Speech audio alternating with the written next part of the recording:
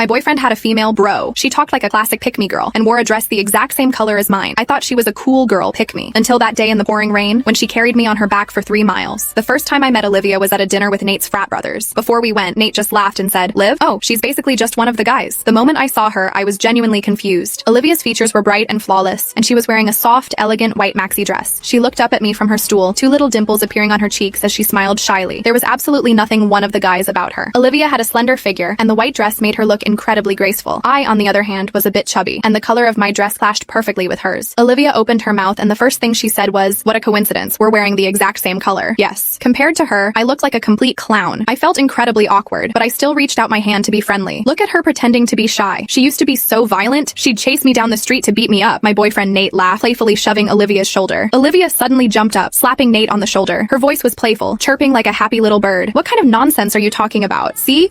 Am I wrong?" Nate laughed, dodging her slaps. I stood frozen in place, my outstretched hand hanging awkwardly in the air. I turned my head and watched my boyfriend roughhousing with her. It felt like I was the outsider. My nose stung, and I closed my eyes. I didn't want to watch them play fight, and I didn't want to leave a bad impression of being a jealous girlfriend the first time I met his best friend, until I heard a loud, resounding smack echo through the room. The moment I opened my eyes, I saw a bright red handprint stamped across my boyfriend's cheek. Nate's shocked voice rang out, "Holy shit, did you put your whole arm into that slap?" After getting to know Nate, I slowly got to know Olivia. Whenever Nate mentioned Olivia, his mouth was full of praise. He said Olivia was cheerful and optimistic, a true example of a girl raised with old money. I added Olivia on Snapchat and Instagram. Olivia's Instagram was filled with photos of her surfing in Hawaii. Her slender figure and radiant energy made her look like a white seagull soaring over the ocean. There were photos of her snowboarding in Aspen and writing papers in a Parisian cafe wearing chic glasses. With her slender swan-like neck lowered, she looked gentle and intellectual. Even though I felt a bit sour because of their play fighting that first time, I couldn't help but sigh to Nate. Olivia really is an incredible person. Nate snatched my phone and said, "Hey, why is her profile public now? She used to have it set to close friends only." Nate's casual remark made my sensitive mind overthink. Why did she suddenly make her profile public right after I added her? As I scrolled through Olivia's feed, Nate immediately leaned his head close to mine to look. He was highly enthusiastic, constantly urging me to scroll to the next picture. After a few swipes, I suddenly didn't want to scroll anymore. I was jealous. I asked him, half joking, half serious, "Do you have a crush on her?" Nate replied with a goofy grin, "Who wouldn't like a rich heiress? But don't worry, she doesn't date." Alright, stop overthinking. If something was going to happen between us, it would have happened years ago. As he said that, he continued staring intently at Olivia's photos. I locked my phone screen. Through the dark reflection of the screen, I clearly saw his crestfallen expression. It looked exactly like the disappointment and sorrow of not being able to obtain a coveted treasure. Actually, I had probably heard the name Olivia back in college, the very day Nate accepted my confession. He was drunk, repeatedly mumbling the word "Liv" under his breath, a 6'2" guy, crying like a dog in the middle of a diner. I heard the friend next to him shove him and say, "Enough, Liv just went abroad to study. She's not dead." His friend called me, and I rushed to the diner to pick him up. I half carried, half dragged him home by a planter on the side of the road. He grabbed the hood of my sweatshirt and violently threw up all over me.